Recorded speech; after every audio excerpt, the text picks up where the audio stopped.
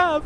What's up guys, Asal here, and today we're going to be taking a look at the Scout Helicopter, or the Little Bird in Battlefield 4. I had a request from a user that I do some tips on the air vehicles in Battlefield 4, so I'm going to do just that, starting with the Little Bird, as it is my personal favorite, and I just love this air vehicle, so we're going to get right into that right now. Now, the Little Bird is my favorite helicopter, mostly just because of how maneuverable it is, and how quickly you can mop up infantry on the map. It is very fun to just quickly zip around the map, kill infantry, go behind a building, and just be extremely agile, always staying out of the enemy's sights, and it's just very fun, much more so than the other helicopters, which I simply find quite slow, bulky, and overall ineffective. Now, as far as tips go for this vehicle, first and foremost, I'm going to say get a friend to come in here and repair you. It is very hard to make this vehicle effective if you don't have a repair guy. That's not to say that it's impossible, it's definitely doable, but especially if you're just trying to practice flying the helicopter in the first place,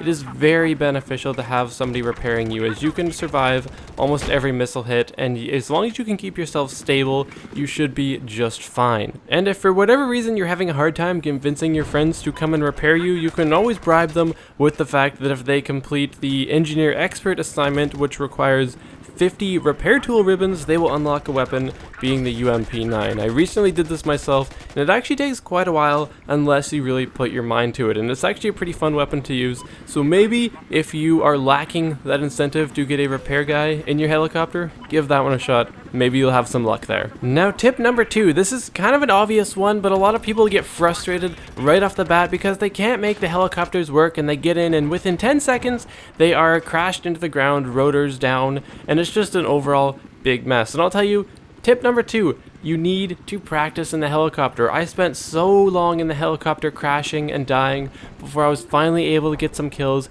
and make it work. It isn't something that you can just learn overnight. It is definitely something that requires a lot of practice. Like a lot of things in this game, it just requires some time spent on it, and even if that's just you flying around the test range, just making sure you don't crash, that's a big first step. And then you can maybe move into just shooting at the stationary targets on the test field, and then maybe even moving on to the moving targets. And I'll say, just be patient with it. I say that for a lot of things in this game. There isn't really any quick way to success in Battlefield 4. A lot of things require practice, and the air vehicles especially. The helicopters are a little more forgiving than the jets, say, but that's not to say there isn't a fairly steep learning curve. So once you master just the basics of flying around and you are comfortable in the helicopter, then I might recommend going into a server and trying to play against other pilots and taking out some real infantry. And onwards to tip number 3, and that is to utilize the map to your advantage. And when I say that, I'm mostly talking about using the map to break line of sight with your enemies. Say if you're getting locked on,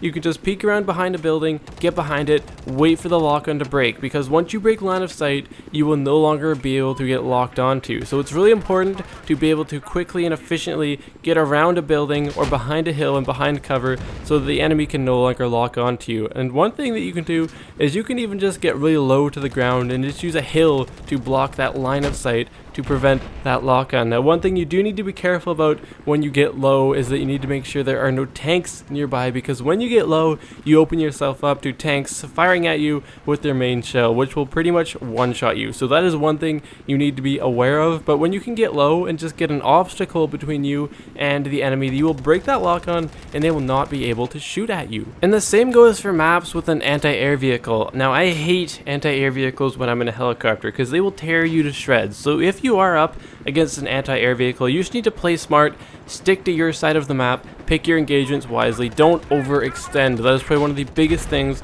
with the Scout helicopter. You really can't go in all alone, because if you are all on the enemy team's side, there are so many people that carry around a Stinger or other anti-air service that will just take you out instantly. So play smart, try to stick to your side of the map. If you know you're not up against any anti-air, you can be a little more aggressive, but for the most part, play smart, stick to your side of the map, and choose your engagements wisely. Now, as far as the ideal setup goes for the Scout helicopter, I really prefer the 25mm cannons. While the minigun is great against air vehicles, the 25mm cannon is okay against air vehicles, and it's just awesome against everything else. You can kill infantry very quickly with the 25mm cannon, and you can even get hit markers on light armored vehicles. The minigun, it is better for air, but overall I just find the 25mm cannon just to be such a better option. And as far as secondary, heat seekers, just because they can lock on to enemy air vehicles, and that's really your only bet for taking them out. You can get shots off with the 25mm cannon, but it's difficult unless they are quite close. And lastly, for the upgrade slot, I prefer the gyro stabilizer, mostly just because that allows you to stay alive much better. Say you have two guys repairing and you can take all the damage, but you get hit with two missiles and you get knocked off course quite a bit and you start heading towards the ground. You really want to stay as stable as you can, because if you don't, you're going to go slamming towards the ground and you are all going to die, even though you say you had 80% health in your vehicle. So gyro stabilizers, great option, great survivability. That is my go-to for the upgrade slot in the scout helicopter.